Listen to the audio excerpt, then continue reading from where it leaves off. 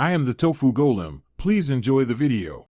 In this video, I will explain how to set Ford Ranger 2 timing.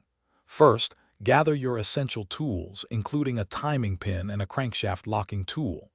Safety is paramount, so ensure the engine is completely cold and the battery is disconnected before you begin. Next, you'll need to locate the specific timing marks on both the crankshaft and camshaft, which are crucial for proper alignment. This initial preparation ensures a smooth and accurate timing adjustment process. Now, let's focus on precise alignment. Carefully rotate the crankshaft clockwise by hand until you can fully insert the timing pin into its designated hole.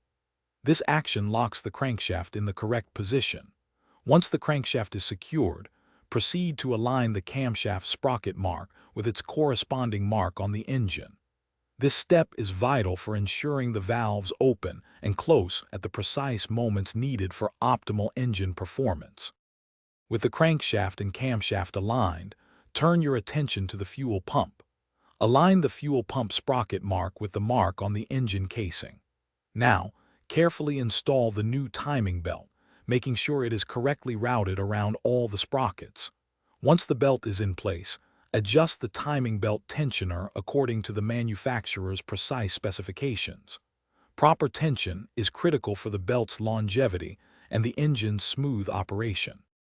After all components are aligned and the belt is tensioned, carefully remove all timing tools.